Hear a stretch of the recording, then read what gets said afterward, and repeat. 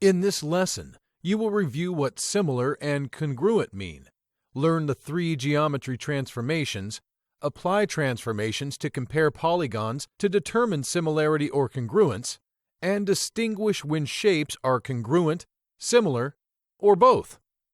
Let's begin. First, let's recall that two geometric shapes are similar if they have the same shape but are different in size. Congruent objects are also similar, but similar objects are not congruent. Here we have two isosceles triangles, one with sides twice as long as the other.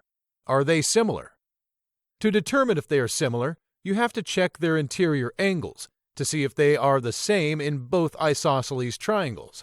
Recall that the equal sides of an isosceles triangle are called legs.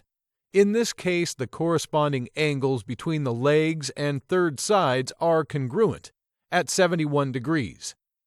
Next, you have to compare corresponding sides to see if they maintain the same ratio. Notice the left triangle has two legs 15 centimeters long and a third side 10 centimeters long. The right triangle has 30 centimeters legs and a 20 centimeters third side. If the ratio of one side and one leg of the left-hand triangle is the same ratio as the corresponding side and leg of the right-hand triangle, they are proportional to each other, so they are similar. Are these ratios the same? 10 by 15 equal 20 by 30. Both of these fractions simplify down to 2 by 3. So the answer is yes. The proportions of the two isosceles triangles are the same, so the two triangles are similar. Next, let's talk about being congruent. Polygons or any geometric shapes are congruent if they are the same size and shape. Two equilateral triangles, each with one side 90 meters long, are congruent. Two 6-inch circles are also congruent. In order to determine if geometric shapes are congruent, we need to learn about transformations. Geometry transformations are movements of two-dimensional shapes in two dimensions, or within their plane. Like restricted game pieces on a game board, you can move two-dimensional shapes in only three ways. Number 1. Rotation. Shapes are rotated or turned around an axis. Number 2. Reflection. Shapes are flipped across an imaginary line to make mirror images. Number 3. Translation.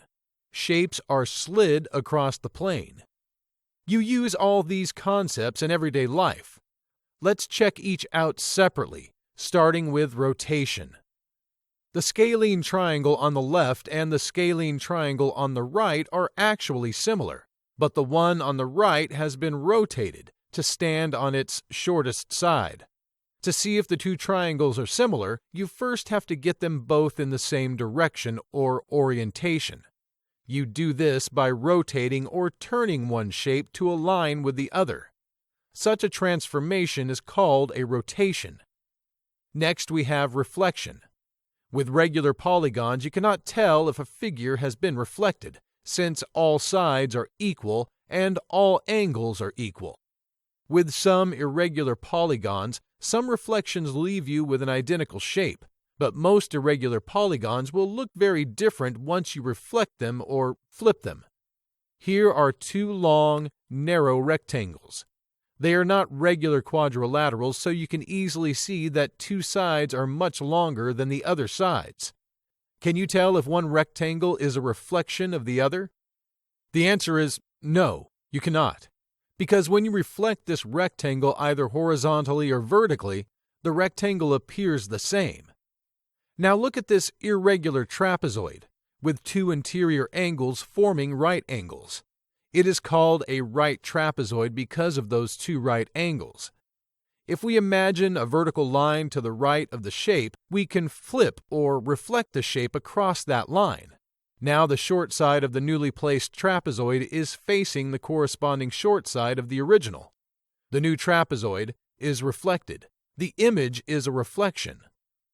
Lastly, we have translations. Translating a shape means moving it around on the plane the shape is in without changing its orientation. In other words, you slide it. You do not rotate it. Translations are handy in bringing two shapes together to evaluate to see if they are similar or not, because when they are far apart, you may have a hard time comparing corresponding parts. Time for an example.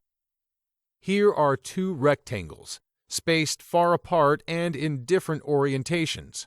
Rectangle bath has long sides of 30 yards and short sides of 21 yards. Muck has long sides of 40 yards and short sides of 28 yards. You need not worry about corresponding interior angles, they are all 90 degrees. Notice rectangle muck is bigger than bath, which means the two rectangles cannot be congruent because they are oriented in different ways. You cannot easily tell if they are similar. What will you do? If you said you would rotate and then translate the two rectangles, or the other way around, then you are correct. Once you get them near each other and in the same orientation on the page, you can compare the two using corresponding parts. Bath's long side compared to muck's long side is 30 by 40. Bath's short side compared to muck's short side is 21 by 28. Are those two ratios the same? Yes, because they both simplify to 3 by 4, so the two rectangles are similar to each other.